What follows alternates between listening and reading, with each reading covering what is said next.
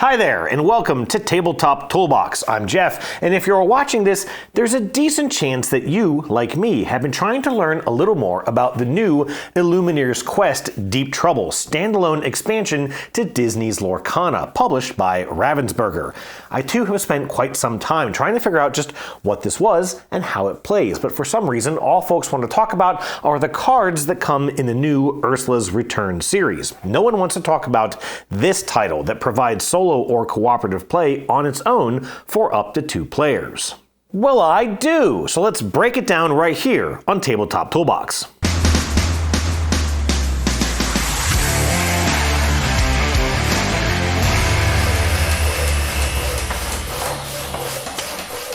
Okay, first off, thanks for joining me, and I hope you'll stick around and check out some other content I have here on the channel, including the weekly Ratchet series, where I invite you, the audience, to join in on the conversation.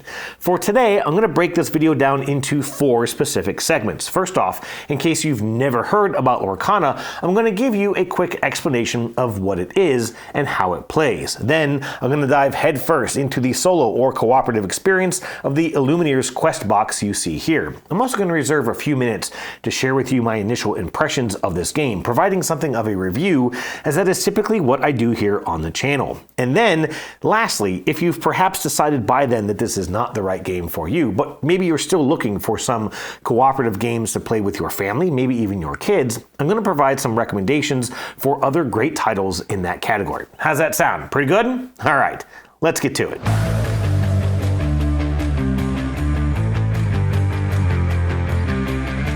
First, let's assume that you've never heard of Lorcana. Let me start off by telling you that Lorcana is a CCG, or a collectible card game. That means that you'll typically start off by buying a 60-card starter deck, of which there are several options available. And then you may choose to buy additional 12-card booster packs. Cards come in a variety of rarities, and it's safe to say that the better cards are harder to find and thus are a bit more expensive to get your hands on. There's also a rather large secondary market for CCG cards, which you can find online through sites like eBay or at a local game store like Beyond Cards here in Ashland, Virginia, where you can not only add to your Lorcana collection, but meet up with local players to try out your newest custom deck. Now, there is a lot of information out there on how to play the game. Even the game's website, DisneyLorcana.com, has links to videos on how to play, and there's also a free app available as well that provides rules explanations, images of every card in the game, and much more.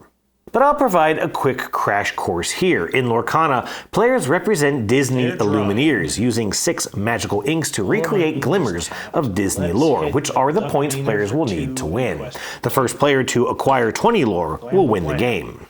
I'll also mention that there are now 4 chapters of cards available since Lorcana was released in August of 2023.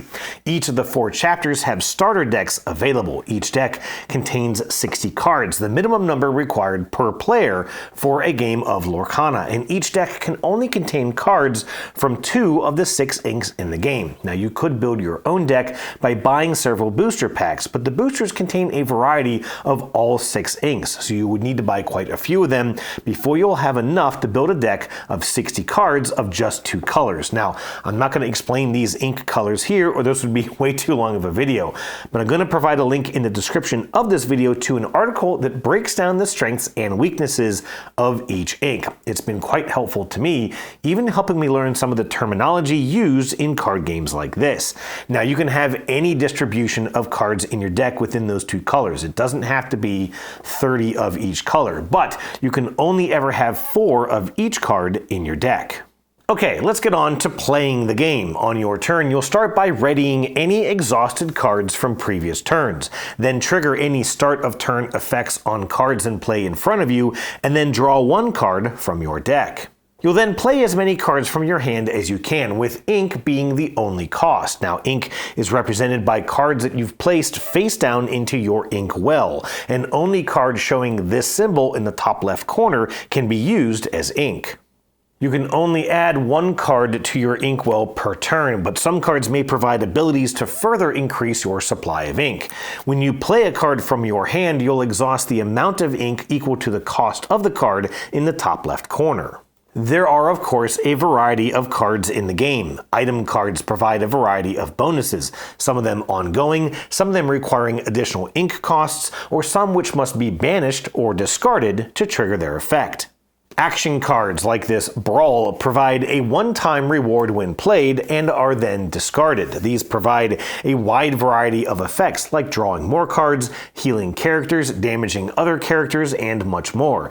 There are also song cards which work just like those action cards, except that you can use one of your characters to sing the song for you. This exhausts the card until your next turn, but frees up some ink to let you play more cards. The third chapter of Lorcana introduced location cards. These play out more or less like other cards, but they can provide additional benefits if you move characters into those locations, and they also provide points of lore at the start of each of your turns. Now, a personal note here, but I've really enjoyed these location cards, and if you are brand new to Lorcana and looking to get into it, I'd recommend starting with some cards from the third chapter, Into the Inklings. Now, no Disney game would be complete without characters, of which there are already hundreds available across the 4 Lorcana chapters. Characters are played like any other card, but will typically require a turn to dry out, meaning that they can't be used until your next turn. Characters, like good old Scuttle here, provide a huge variety of additional abilities, boosts to other characters, and much more, but they'll typically be used for 2 actions. You can exhaust a character, turning it sideways like this, to quests, simply scoring the number of lore shown along the side of the card, or to challenge another already exhausted character, usually of an opponent. Each character applies damage equal to its strength to the other character, which is deducted from that character's willpower value. If the strength applied from the opposing character meets or exceeds the willpower value, the character is banished and placed in its owner's discard pile. Otherwise, place tokens onto any remaining character, showing how much their willpower has been reduced during the challenge. If that character is challenged later and receives damage equal to its remaining willpower, it would then be banished from play. There is, of course, a bit more to the game, but it wasn't my intention to go super deep into the rules here. Anyways, suffice to say, much of the strategy in Lorcana is contained within the cards themselves. I will say it can be a little weird to have Olaf trying to beat up Tinkerbell, for example, and the game can be a little bit confrontational. Most of the time, you'll have to attack another player if they're accumulating lore faster than you are. But of course, you may then end up losing your own characters through challenging, slowing your own ability to score points as well. For now though, I think that provides enough information to get on to our main event, the Illumineers quest.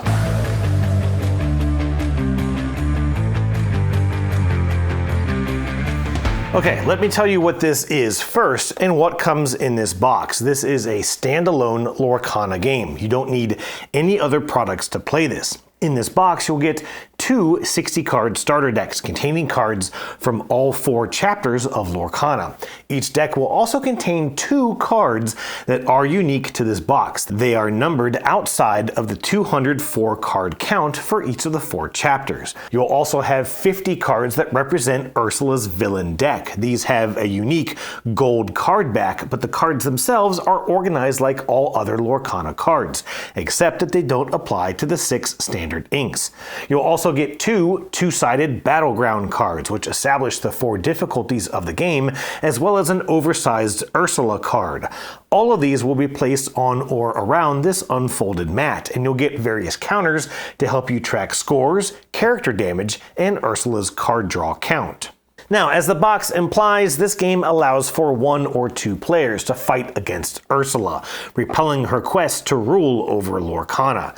You can play this with up to 4 players, but you'll need an additional deck of cards following all the guidelines I laid out earlier in this video for each additional player. Before you start though, as part of the setup, you'll choose the difficulty you want to play with. Each of these battleground cards, which are 2-sided, for a total of 4 difficulty settings, will change the number of cards Ursula will draw on her turn, but they'll also provide abilities that players can trigger by spending lore on their turn. I'll swing back to that in a little bit, but for now, here's how the game works. Ursula always takes the first turn. She will start by readying any exhausted cards in the central row on her mat. She'll then activate each card in the row, triggering their effects. All of her characters will exhaust to score their points in lore. She may also have item cards which will trigger their effect, like the Hexwell crown that lets Ursula draw a card. When this is finished, Ursula will then draw a number of cards from her deck, equal to the value of this counter on her mat, which varies based on the number of players, the chosen difficulty of the game, and possibly her current score. Cards are drawn from her deck and placed face down onto the hand slot on her mat. There may already be cards there from previous effects. Also note that Ursula has an inkwell area on her mat where she stores her ink for use during her turn. After drawing her cards, you'll then reveal all the cards from her hand on the mat and resolve each of them one at a time. Each of her cards have an ink cost just like regular Lorcana cards. However, she never actually spends her ink. She just has to have enough, allowing her to play all of the cards in her hand if they cost as much or less than the number of cards in her inkwell. If she doesn't have enough ink to play a card, she will ink it instead, increasing her inkwell value. Action cards are played immediately for their effect and then placed into her discard pile. Character cards are placed into her card row to be triggered on the next turn. They have to dry like any other character card. However, many of Ursula's characters, which are entangled versions of other Disney heroes or villains, have when played effects in their text that trigger when the card is played to her card row, and I'll discuss these more in a moment. Once Ursula has played all of her cards, her turn ends, and provided she hasn't won yet, which requires her score to be at least 40 points, the players will then get to take their turn. Now, players basically take one big turn together, readying all of their cards, triggering start of turn effects, drawing a card, and then playing cards, questing, challenging, etc., all at the same time. However, players aren't challenging each other. They will work together to try and banish any of Ursula's characters, and any card they play which references another player can instead be used to reference Ursula. The players win when each of them have at least 20 points of lore, and that's actually all there is to it. For players, the game is exactly the same as if playing competitively, and that's the good thing. Now, let's talk about the bad thing.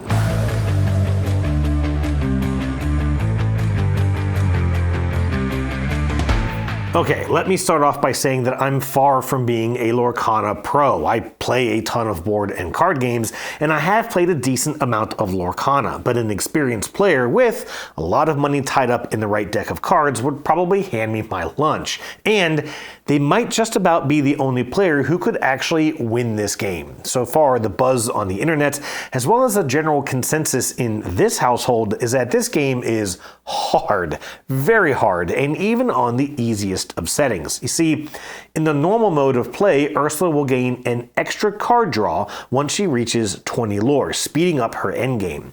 In the easiest mode of play, this is ignored. Still, she has some pretty extreme cards at her disposal. Let's talk about just a few of them. First, Ursula starts off the game with her stolen Trident item card in play. This item gives Ursula a point on every one of her turns. Now, that's not a big deal, except that there's no way to attack items in the game. You'll need a specialty card that lets you banish an opponent's item, which you simply may not have in your deck. Now, there is also the Tamatoa card from the movie Moana, which when played allows the players to remove one of Ursula's items. This makes sense, as we all know Tamatoa loves collecting his shinies. But speaking of characters, let's look at a few others, like Bruno Madrigal of Encanto. He forces players to discard the top 3 cards of their deck. Again, this isn't utterly devastating to players, unless of course you're about to draw one of your more powerful cards from your deck. Also, there are some cards that let you retrieve other cards from your discard pile, but you may not have any of these in your deck, so it just kind of depends. There's also Jetsam, Shark, and Gaston. All of these characters only provide Ursula with one additional lore on her turns, but each of them damage player characters the moment they come into play. Magica Dispel doesn't hurt the players at all, but generates 2 lore for Ursula while in play, as does Tamatoa. Then there's Minnie Mouse. I don't know why they chose one of Disney's most iconic characters to be one of the hardest hitting in this game, but Minnie does 6 damage when challenged and has 7 willpower, making her quite tough to take out. She provides 2 lore to Ursula as long as she's in play, and when she comes into play, she causes each player to lose 2 lore. What a way to make your kids hate Minnie Mouse. And then there's Jafar. Jafar provides no negative effects to players, but generates 3 lore while in play for Ursula, and requires a total of 9 strength to defeat. To provide a little context, the strongest Aladdin card in all of Lorcana as of this recording only has 5 strength, and the strongest Genie card only has 3, meaning that even an Aladdin-Genie combo couldn't take out Jafar. And I haven't even started to talk about all the action cards in Ursula's deck. The Choppy Waters action deals 2 damage to each player's highest cost character, that is, the character with the highest cost in ink. This may or may not banish that card. However, Crushing Wave deals 2 damage to every opposing character, which could be devastating early game before players have had a chance to start playing their stronger character cards. The Whirlpool action exhausts all opposing characters, so anybody with a character in front of them would have to exhaust it, and those characters can't ready at the start of their next turn. That would suck for sure, but not as bad as if the next card revealed were Typhoon, which returns all exhausted cards to their owner's hands. This means that all exhausted characters, whether they quested, challenged, or were just knocked out by Whirlpool, would be put back into your hand. Now that isn't necessarily a death sentence in Lorcana because you could just start playing those characters back out, but you would need lots of ink to do so, making it a slow return to your previous game state. And honestly, those are just the kinda mean cards in Ursula's deck. Lash Out forces each player to banish 1 of their characters. Now, as you've already seen, Ursula makes it pretty tough to keep your characters in play, and this is a total KO to one of your characters, which is somewhat likely to be the only one you have in play. Then there's Tsunami, which banishes all opposing characters in play. This effectively nukes the players, removing all of their characters from play. The only similar card players have is the Be Prepared card from the first chapter of Lorcana, but it removes all, and I do mean all, characters from play. And we're still not done yet. Lightning Storm forces each player to lose 3 lore, and frankly you'll be hard-pressed to gain lore since you'll be spending most of your energy challenging Ursula's entangled characters. And then there's Riptide, which forces every player to banish everything in play that had an ink cost of 2 or less. I'm mentioning this one here real quick because I've been tempted to try a 101 Dalmatians deck. The Amber Dalmatian Puppy card is the only card, as of this printing, that you may have up to 99 copies of in your deck. This would allow you, much like the movie itself, to smother a villain in puppies, at least until the Riptide card came out, which would remove every single one of them from play. See which isn't exactly the word that I'd be using at that moment. All of this coalesces into an impossibly difficult cooperative experience. In the easiest mode of play, Ursula will draw 1 card per opponent throughout her entire game. But in the extreme mode of play, she would draw 1 card more than a number of players until she reaches 20 lore, and then she draws an additional card until, presumably, smashing the snot out of all the players in another turn or 2. Now, I mentioned a while back that players can spend lore to trigger unique effects on each of these battleground cards. And there's even a character in her deck, Hercules, which players can spend a combined 3 lore to banish from the game. But you will struggle so hard to get and keep lore in this game, since you'll constantly have your characters banished and constantly have your lore reduced by Ursula's deck. Now, the apparent solution to all of this, of course, is to build custom decks, build stronger decks to improve your chances against the Sea Witch. But as I mentioned at the start of all of this, that can quickly become quite expensive, and also requires a solid understanding of deck construction, which is a unique challenge in of itself. As a result of all of this, I truly can't recommend Lorcana's Illumineers quest to new players. I don't recommend this to families looking for a cooperative game to play, likely with their kids, unless they've already dumped some money into Lorcana at this point. And I'll tell you, I brought my own custom, slightly expensive deck up against Ursula and still got walloped in easy mode, so even I'm not sure if I have what it takes to win this game. However, all hope need not be lost, because I'll now give you some other recommendations of cooperative games that are fun for the whole family.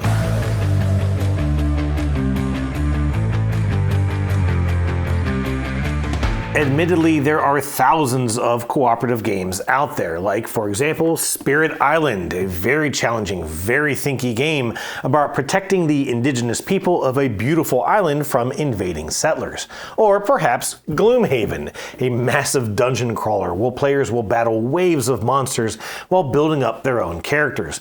But both of these, as well as many other cooperative games out there, are going to be way too much for younger players. So I might first recommend Cooperative, a much smaller kid-friendly game about fighting orcs and goblins while trying to rescue a stolen lemon cheesecake, or other cutesy little quests within this box. There's also Stuffed Fables, a game where players represent the toys of a little girl, protecting her from the evil toys lurking under her bed. Stuffed Fables is a little bit more advanced than Cooperative, and I know a number of adult players who've had plenty of fun with that game on their own. There are also expansions for Stuffed Fables and Cooperative in case you enjoy the base game enough and want to explore more stories within those settings. There's also Crusoe Crew, a game where players are exploring for treasures, and each player has their own book representing their own character. You'll navigate the pages of these books like a choose-your-own-adventure story, but each book has unique clues within their pages that only their player can see, providing a unique story that changes with every playthrough. On the sillier side of things is Quirky Circuits, a chaotic game about trying to program a robot to complete a task, like getting a robot vacuum and the cat riding on top to vacuum up a room in your house. This one is definitely on the more ridiculous side of this list, but it's a game that will often have everyone at the table laughing. Now, if your kids are on the younger side, say 5 or 6, I'd recommend Outfoxed, a game about trying to find a thief in a small town of anthropomorphized animals. Now, there's not a ton of strategy in this game, but it can teach your kids action priorities in gaming, as well as deduction skills, which are never a bad thing to learn in life. But lastly, if you're really craving a cooperative game in the Disney universe, then I'll point you towards Disney Animated, a cooperative game about completing one of 5 iconic Disney films before the deadline, while constantly being thwarted by the villain of that film. I will admit here that I haven't actually played this game because I kind of just bought this copy yesterday, but it's been fairly well received by the community, and at least from what I've seen, it is not nearly as challenging. You can also get this game for about $30, which is half the price of the Illumineers Quest, which itself provides surprisingly cheap components. While the art of Lorcana has always been top-notch, the various player mats are nothing more than folded paper, and the components are all very thin and cheap cardboard, which have to be punched out of the packaging that the game comes in. Very low quality stuff. That is all I have to say about Disney's Lorcana Deep Trouble Illumineers Quest. I hope you found this helpful. It sure would have helped me before purchasing this game. Thanks so much for stopping by, and I hope to see you again here on Tabletop Toolbox. Cheers.